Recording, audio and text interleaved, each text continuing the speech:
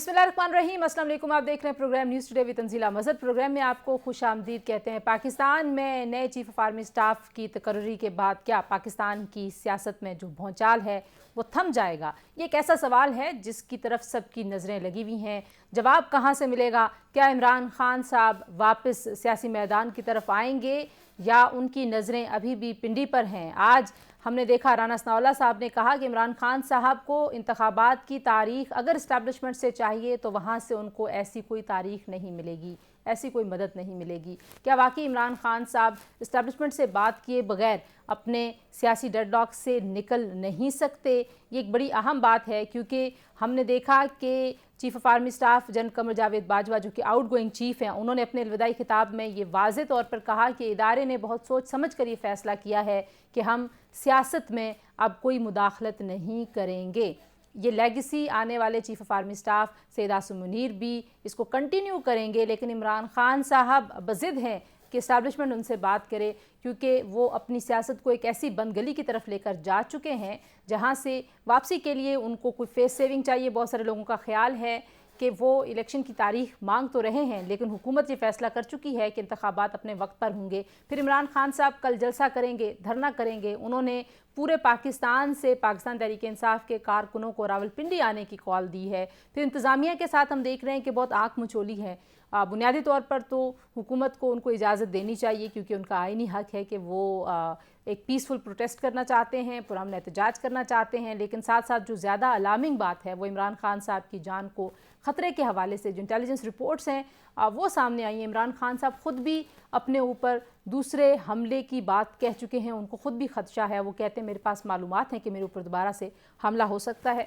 तो ऐसी सूरत हाल में राना सनाउल्लाह ने उनसे गुजारिश की है कि वो कल का जो एहतजाज है वो मुलतवी कर दें। बहरहाल इमरान खान साहब ने इस्लामाबाद पहुंचना है, इस्लामाबाद से वो रावलपिंडी जाएंगे। उनका हेलीकॉप्टर कहाँ उतरेगा, उनका स्टेज कहाँ लगेगा, बहुत सारे मामलात हैं जो उलझे हुए हैं।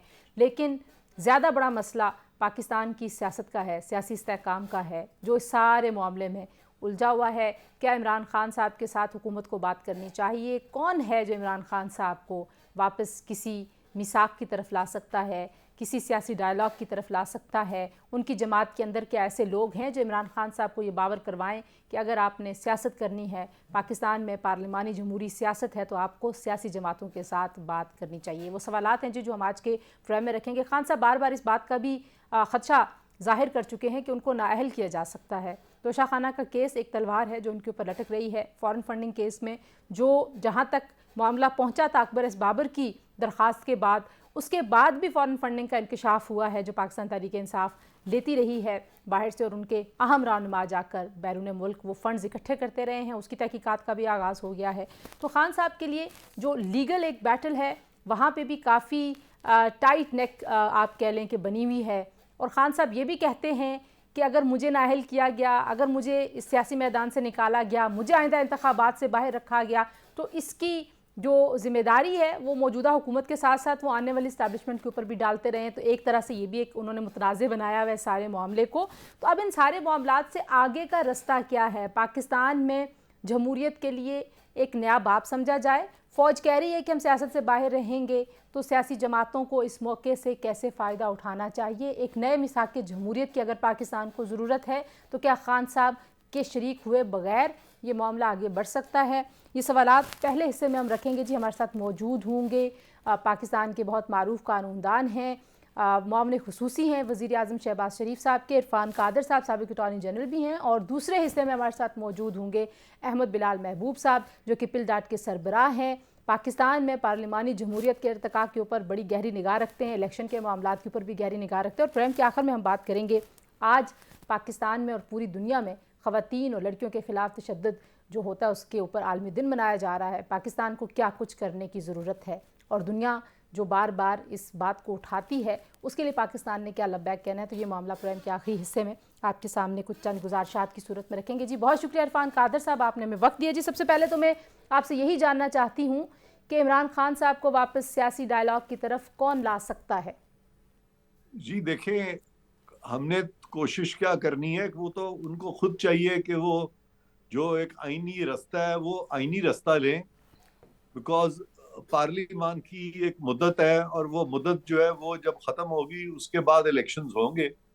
और अगर उस मुद्दत से पहले वो चाहते हैं कि इलेक्शंस किए जाएं, तो फिर उनको बतौर सियासतदान के आईनी तरीका इख्तियार करके असेंबली में आना चाहिए, और असेंबली में उनको चाहिए कि अपने जो दूसरी पॉलिटिकल पार्टीज हैं सारी जो मेजोरिटी में है इस वक्त, उनको अपीज करें और उनके साथ गुफ्तो शरीद करें, ताकि वो इस बात पे एग्री कर जाएं जो ये कराना चाहते हैं उनसे। लेकिन वरना ये तो तरीका नहीं है कि वो कानून को अपने हाथ में ले लें इस चीज के लिए। वो हमें बड़े कन्विंस्ड नजर आते हैं कि आप लोगों के पास पावर नहीं है, पावर अभी भी रावलपिंडी के पास है, एस्टैब्लिशमेंट के पास है। तो अब इसका कोई हल है आपके नज़दीक? आपको लगता है कि जो नई लीडरशिप आई है उससे उनकी ये गलतफहमी दूर हो जाएगी, या ये मामला ऐसे ही चलेगा और वो वहीं पे बात करने में इंसिस्ट करते रहेंगे? देखें, पाकिस्तान का आइन है, और आइन में जो कमांड एंड कंट्रोल है आर्म्ड फोर्सेस का, वो वफाकी हुकूमत के पास है। ये नहीं है कि वफाकी हुकूमत का कमांड एंड कंट्रोल जो है वो फौज के पास है, बल्कि फौज का कमांड एंड कंट्रोल वफाकी हुकूमत के पास है। ये लिखा हुआ है, तहरीर शुदा आइन है। तो वो अगर ये कहना चाह रहे हैं कि हमें इस आइन को अब नहीं फॉलो करना, तो ये तो हो नहीं सकता। इस तरह के जो व्यू पॉइंट है वो तो मैं नहीं उसकी कभी भी तायद करूंगा। तो मैं तो यही कहूंगा बहसीयत एक कानूनदान के और बहसीयत एक लीगल एक्सपर्ट के, कि जो कुछ हमारे आइन में लिखा है हमें वो फॉलो करना चाहिए, और फौज जो है उसको बिल्कुल सियासत से दूर रहना चाहिए। और जितने भी सियासतदान हैं या जो भी स्टेक होल्डर्स हैं, जो भी पॉलिटिकल पार्टी से बिलोंग करते हैं पाकिस्तान की मुख्तलिफ, उनको चाहिए कि वो पार्लियामान का जो फोरम है उसमें बैठ के अपने मामला तय करें, ना कि वो बीच में फौज को इन्वॉल्व करें। ये दोनों तरफ की बात है। हुकूमत वक्त कैसे डिस्प्ले कर सकती है? क्योंकि अब हम कह रहे हैं कि एक नई बिगिनिंग है, एक नई क़यादत आई है अस्करी। तो हुकूमत वक्त या जो बाकी सियासी लीडरशिप है पाकिस्तान में, उसके ऊपर क्या जिम्मेदारी आयद होती है कि वो भी लेटर्स एंड स्पिरिट में ये साबित करें कि हाँ, वो भी इस्टेब्लिशमेंट के कंधों के ऊपर किसी तरह की कोई अपना सियासी बोझ वजन नहीं डाल रहे? देखिए, हुकूमत तो मैं समझता हूँ कि उन्होंने बहुत बड़ा दिल दिखाया, और सदर साहब जो कि हुकूमती जहाज पे बैठ के इमरान खान साहब के पास चले गए थे, तो इससे ज्यादा और क्या वो अकोमोडेट करते कि जहाज तक उन्होंने इनको प्रोवाइड कर दिया। हालांकि ये एक ऐसी इनकी ख्वाहिश थी जो कि बिल्कुल सही नहीं थी। अच्छा, मुझे ये भी और बताइए, मैंने कुछ लोगों बड़ा को दिल सुना तो कि हुकूमत ने दिखाया वो है। कह रहे हैं कि सदर साहब का जो समरी लेके लाहौर जाना है वो गैर आईनी है। आपको भी, because you are an expert, तो आपको लगता है कि कॉन्स्टिट्यूशनली उनको नहीं जाना चाहिए था, लेकिन खान साहब कहते हैं कि वो मेरी पार्टी के सदर हैं। कैसे देखते हैं आप इसको?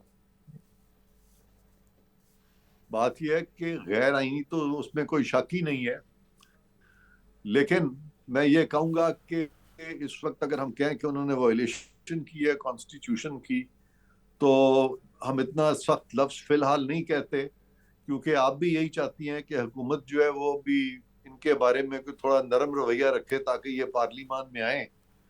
तो इसी चीज को मद्देनजर रखते हुए मैं चूंकि हुकूमत का हिस्सा हूं, तो मैं समझता हूं कि इसी नरम रवैये के तहत मैं भी उनसे यही कहूंगा कि असेंबली में जाके अपना रोल अदा करें, और वहां पे अगर आप चाहते हैं कि इलेक्शंस जो है वो आप की ख्वाहिश के मुताबिक हों, तो फिर आप दलील से बात करें, ना कि शो ऑफ फोर्स से या शो ऑफ स्ट्रेंथ से आप हुकूमत पे जबरदस्ती फोर्स करें कि वो इलेक्शन जो है पहले कॉल करा दें।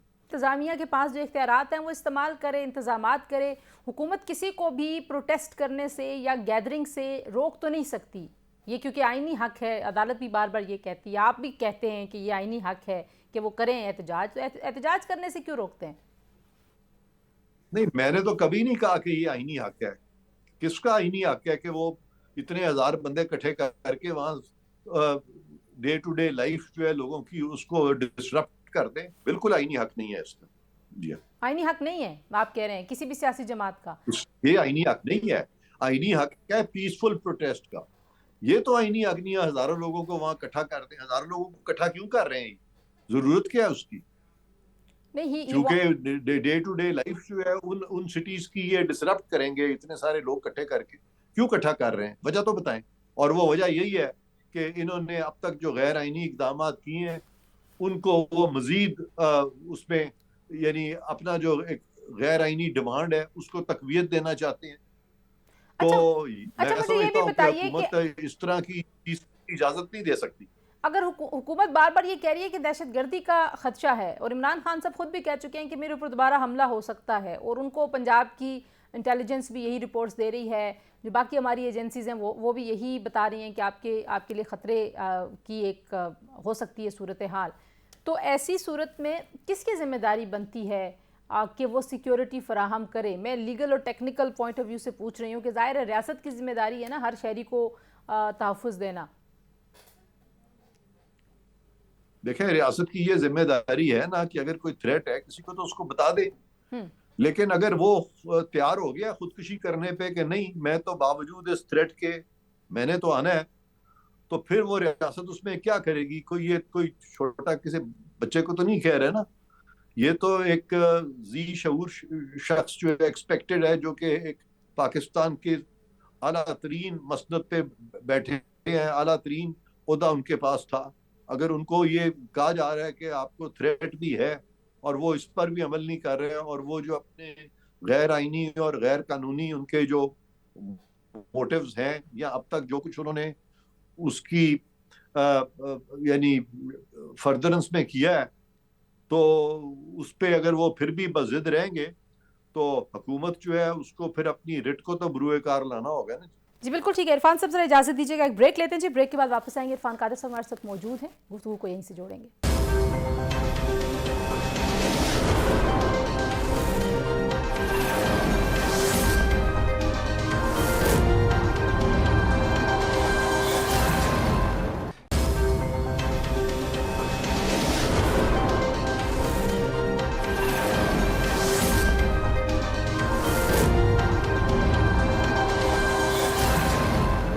जी प्रेम, एक बार फिर आपको खुशामदीद कहते हैं। इरफान कादिर साहब, मुझे ये भी बताइए कि इमरान खान साहब जो हैं वो इलेक्शंस डिमांड कर रहे हैं।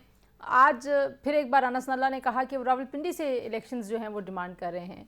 तो आपको लगता है कि इस्टेब्लिशमेंट के साथ अब जो फ़ैसला हो गया इदारे की सतह पर, खान साहब को वहाँ से कुछ मिलेगा नहीं मिलेगा?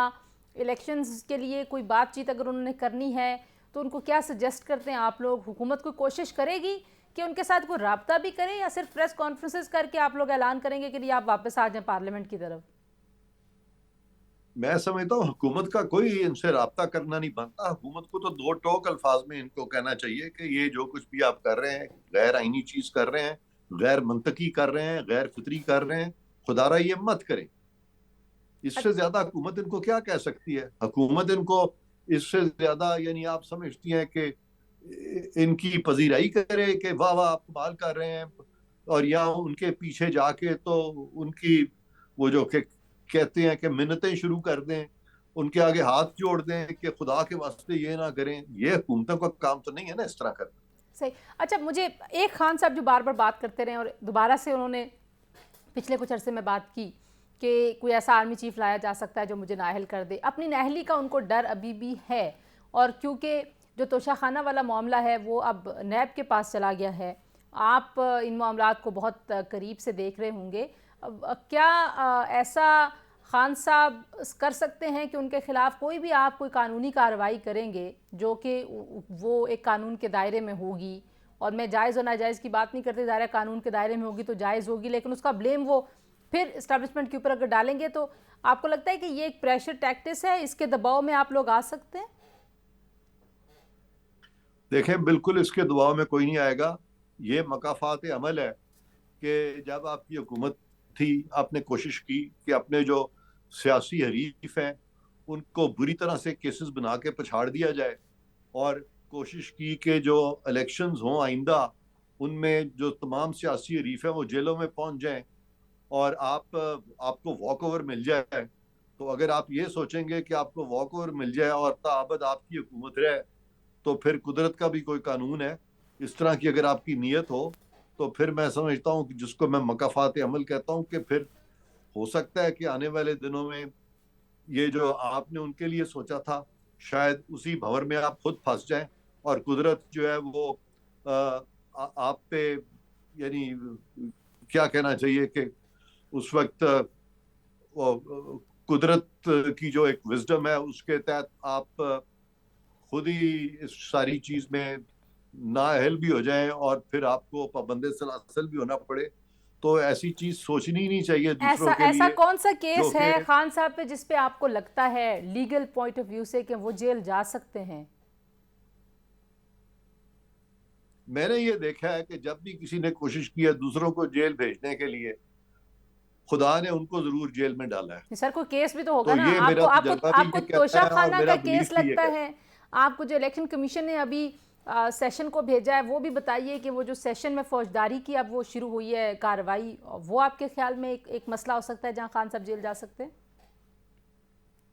मैं तो खान साहब को मशवरा दूंगा कि उनको कोशिश करनी चाहिए कि वो जेल में ना जाएं, वो असेंबली में आए, हिस्ब इख्तलाफ का रोल अदा करें और कानून साजी में सारे मिल के इस तरह की कानून साजी करें कि ये जो गैर मुंतखब लोग हैं, ये मुंतखब जो लोग इंतखाब के जरिए आए हैं, उनको इस तरह से उखाड़ पछाड़ उनकी ना कर सके। मतलब इसलिए पार्लियामान को इनको चाहिए मुझे मजबूत करें। मुझे बेर मी आउट अगर मैं ये कहूँ कि आप ये तजवीज़ करते हैं कि खान साहब अगर पार्लियामान में आते हैं तो उन्होंने जो गैर कानूनी काम किए हुए हैं उसके ऊपर उनको एक एनआरओ दिया जा सकता है, उनके खिलाफ कार्रवाई नहीं होगी?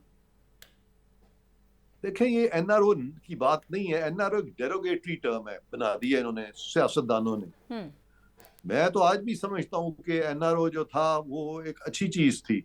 अच्छा। और एनआरओ के तहत हुआ क्या था कि एनआरओ के तहत कुछ केसेस जो थे वो खत्म हो गए थे, और बाद में जब वो जबरदस्ती अदालती अहकामात के तहत केसेस चले तो वो लोग वैसे भी एक्विट हो गए थे।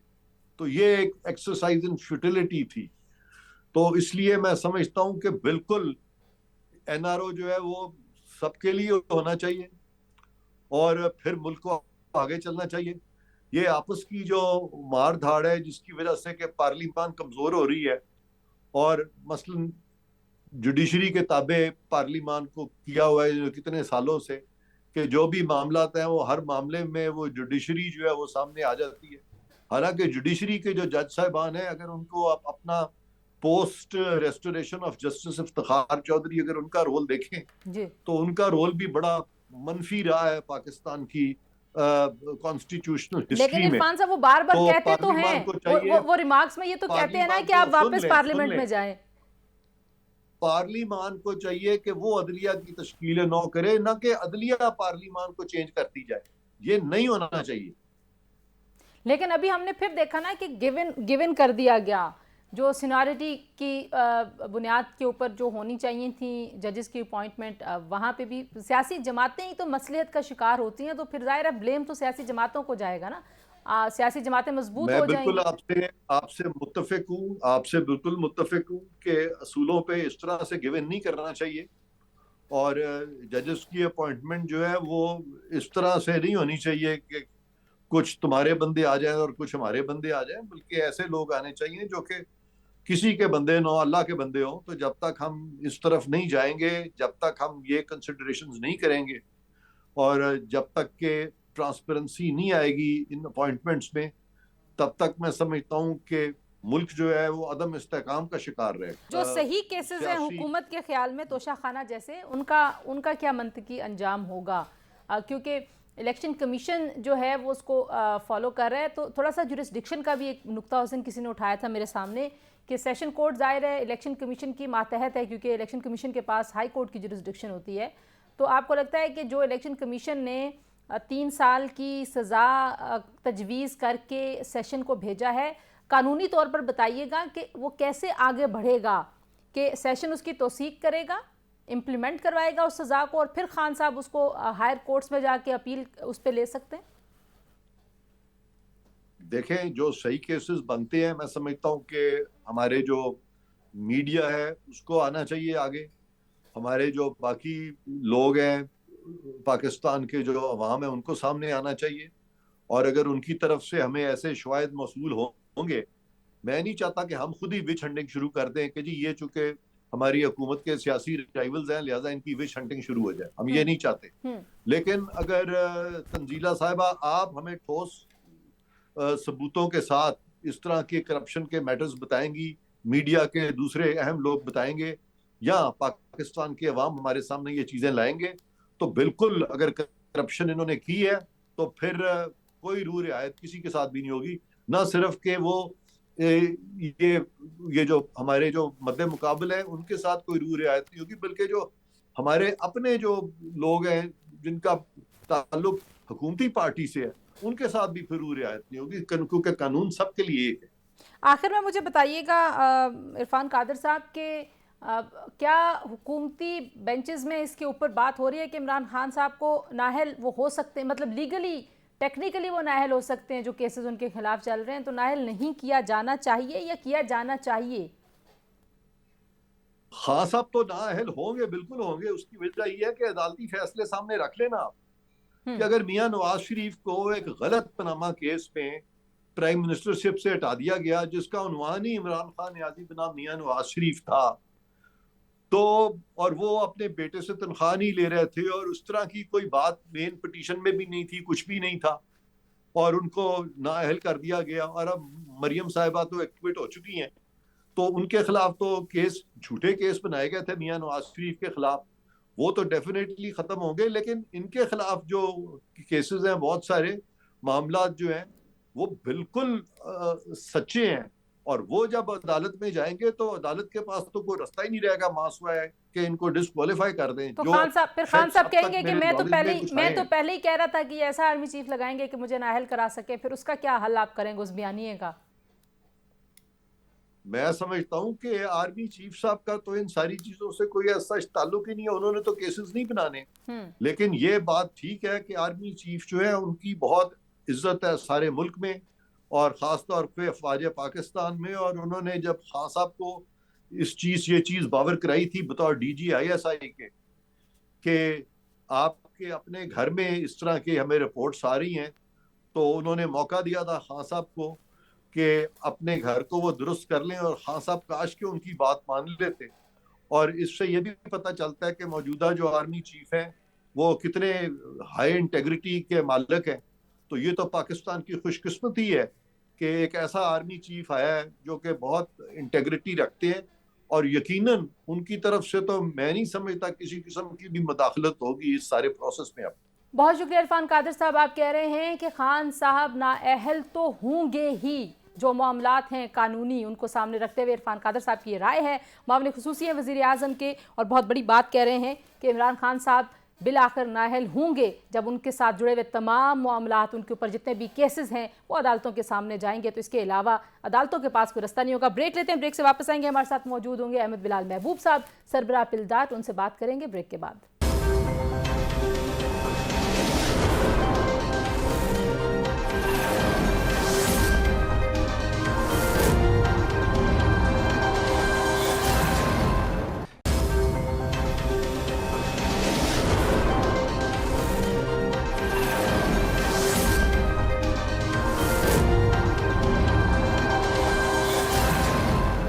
जी प्रेम, एक बार फिर आपको खुशामदीद कहते हैं। जी हमारे साथ मौजूद हैं अहमद बिलाल महबूब साहब, सरबराह हैं पिलडाट के। अहमद बिलाल महबूब साहब, एक इस वक्त हमें लगता है कि एक डेडलॉक है, उस डेडलॉक को आप समझते हैं कि पॉलिटिकल फोर्सेस हल करने की अहलियत रखती हैं, हल करना नहीं चाहती?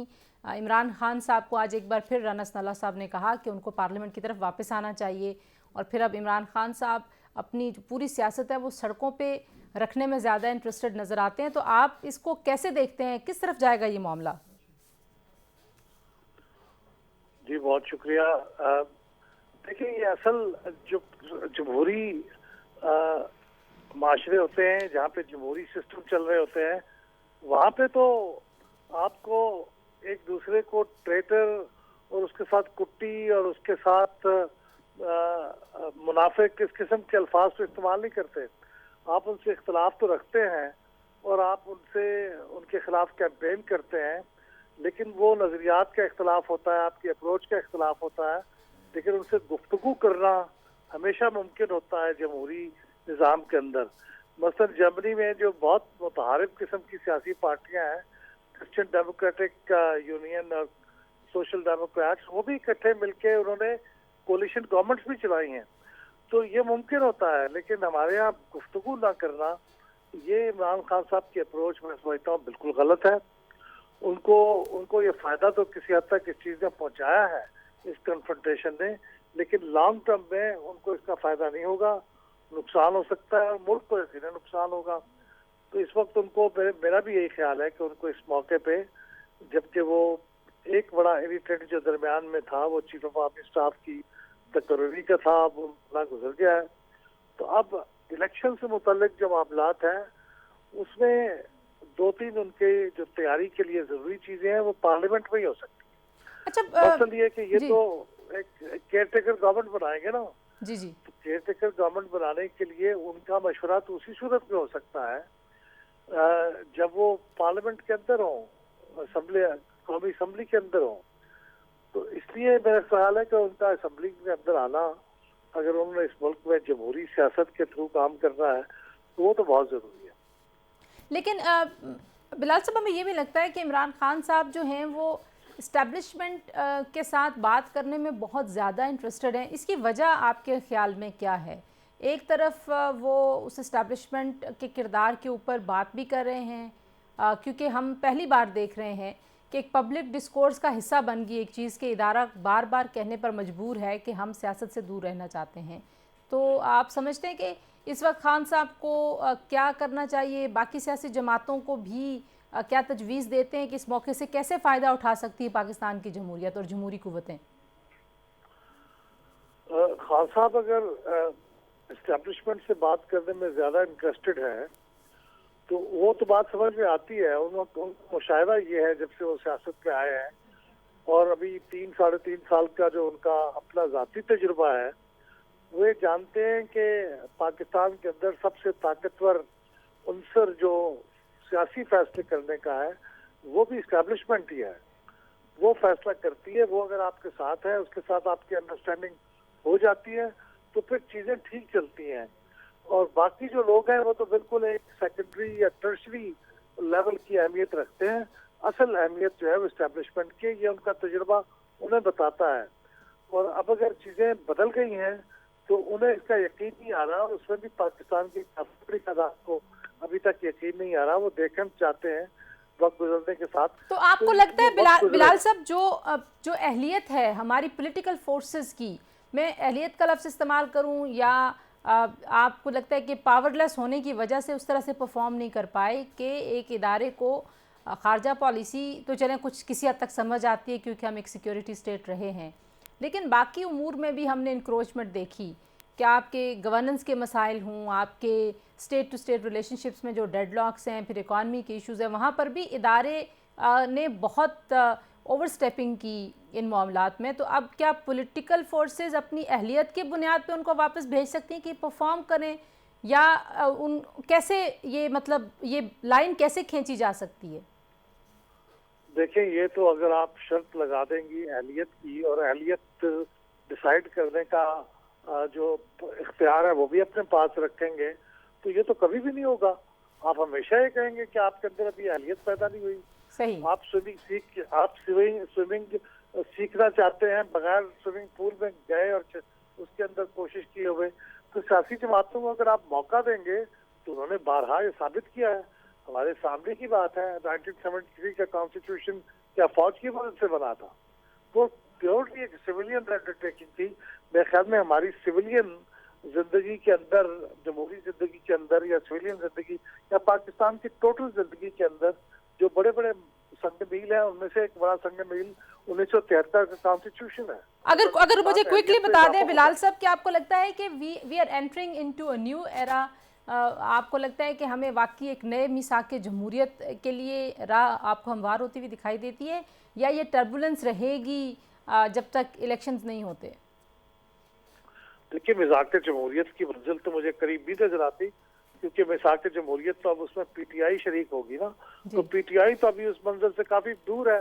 एक जमाना था जब पीएमएलएन और पीपीपी भी इसी तरह एक दूसरे के साथ दस्तो गिरेबां थी, लेकिन उन्होंने फिर बहरहाल सीखा, वक्त के साथ एक दूसरे के नुकसान, अपना नुकसान देखा। और फिर उन्होंने सोचा कि सुलह करनी चाहिए। तो पीटीआई को भी अल्टीमेटली करना तो यही पड़ेगा, लेकिन शायद वो बहुत जल्दी क्विक लर्नर नहीं है, लेकिन वो करेंगे। लेकिन इस वक्त एक नए दौर की इब्तिदा इस सेंस में है कि एक इंतहाई हमारे मुल्क के अफेयर्स में जो बड़ा प्लेयर है वो चीफ ऑफ आर्मी स्टाफ है। वो नया एक चीफ ऑफ आर्मी स्टाफ आ रहा है, तो उसके पास चीज़ों को बदलने की सलाहियत बहुत ज़्यादा है। वो बिल्कुल एक नए बाप का इजाफा है। बिल्कुल ठीक है, क्योंकि पावर उनके पास है, तो आप समझते हैं कि तब्दीली भी वहीं से शुरू हो सकती है। बहुत शुक्रिया अहमद बिलाल महबूब साहब हमसे बात करने के लिए। प्रोग्राम के आखिरी हिस्से में आपके सामने चंद हक़ाइक़ रखेंगे। हमने देखा कि अक़वाम मुत्तहिदा के सेक्रेटरी जनरल ने जो बयान जारी किया ख़वातीन के ख़िलाफ़ तशद्दुद पर आलमी दिन मनाने का मकसद क्या है। पूरी दुनिया में हर 11 मिनट में एक खातून या लड़की अपने ख़ानदान के हाथों कत्ल हो जाती है, और ये मामला इतना संगीन है। पाकिस्तान में भी हमने बेतहाशा केसेस देखे, गैरत के नाम पर कत्ल के। फिर घरेलू तशद्दुद में बहुत सारी ऐसी किस्में तशद्दुद की कि लोग रिपोर्ट नहीं करते, ख़वातीन रिपोर्ट नहीं करती, क्योंकि हमारा सिस्टम इस पूरे मामले को सपोर्ट नहीं करता। अगर गैरत के नाम पर कत्ल रिपोर्ट होते हैं तो लोगों को सज़ाएँ नहीं होती, मुजरम आज़ाद फिरते हैं, और इस डर से लोग पुलिस के पास नहीं आते, ख़वातीन अपने ख़िलाफ़ तशद्दुद के ऊपर आवाज़ नहीं उठाती। पाकिस्तान समेत पूरी दुनिया में इस बार जो अक़वाम मुत्तहिदा का थीम है, वो थीम है जनाब के इकट्ठे हो जाइए, मुत्तहिद हो जाइए, क्योंकि ख़वातीन और बच्चियों के ख़िलाफ़ संगीन जराइम हैं जो तशद्दुद है, इसको अक़वाम मुत्तहिदा ने डिक्लेयर किया है। पाकिस्तान में बहुत अच्छे कवानीन बने हैं, लेकिन उन पर अमलदारी का बड़ा ही क्राइसिस है। इंशाल्लाह एक प्रोग्राम में इस पर बहुत तफसील से बात करेंगे। ये 16 दिन का एक्टिविज़म होता है, पूरी दुनिया में इस पर अवेयरनेस फैलाई जाती है, आगाही दी जाती है। ना सिर्फ ये कि इन मामलात के ऊपर आवाज़ कैसे उठानी है, इन मामलात को रिपोर्ट कैसे करना है, और इसके हल के लिए मनहसल मुआशरा हम सबको क्या किरदार अदा करना चाहिए। आज के लिए इतना ही। अपना बहुत सारा ख्याल रखिए। अल्लाह हाफ़िज़।